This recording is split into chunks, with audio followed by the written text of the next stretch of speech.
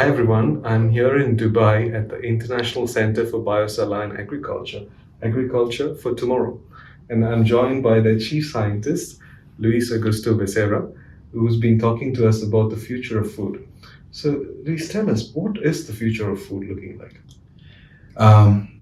Thank you for your visit, and I think the future of food relies a lot on how are we planning to innovate on new food products and new foods.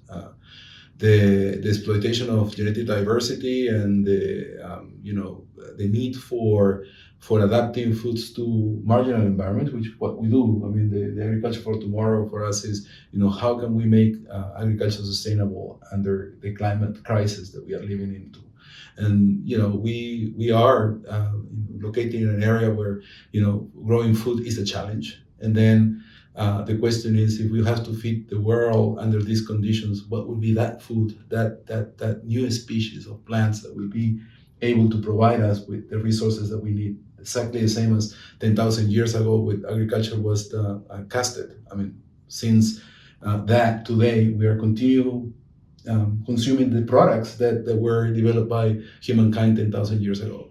So what is going to be our contribution with the current constraints for the future of food? And I think that's what stimulates us, with this concept of agriculture for tomorrow, is how can we adapt the agricultural system to produce the food that we need for years to come.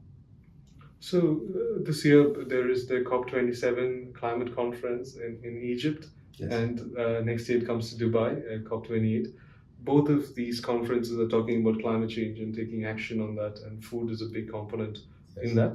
So, Correct. what would your message be? Because, as you mentioned, we need to contribute to build on what has been done 10,000 years ago. What will our contribution need to be? I mean, in a very simple words, I think our contribution has to be on mitigating the effect of climate, and a big component of that is agricultural productivity. But also, we need to make food more nutritious, and we need to make countries more sovereign in the decision about what foods they consume. And I think that's part of fixing the food system. And the food system at the moment relies on very few commodities, and I think we need to increase the capacity of the private sector to be more flexible in terms of what new novel ingredients are going to be there for producing new foods, more nutritious foods that are not creating a double burden of malnutrition, and that humans are going to be healthy for years to come, and that we're going to be more productive, not only uh, uh, in the agricultural sector, but also in the intellectual realm.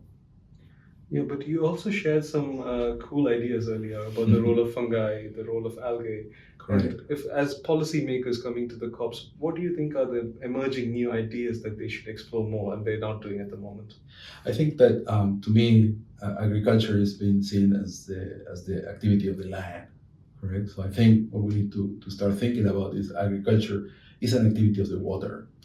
And so the water nexus with agriculture needs to be make more evident. And that's, to me, for instance, crop in the ocean. I mean, why not to think about the new crops being crops adapted to agriculture on the ocean rather than being on the land, so that we can promote mitigating the effect of climate change by reforestation through recovering back the land that was used for agriculture to forest.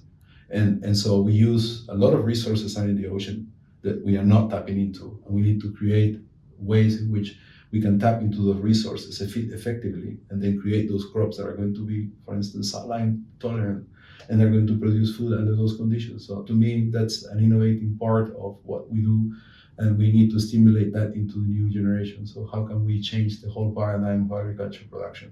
Mhm. On that note, thank you so much, Luis. Thank you, Delish, and very happy to be here. Thank you.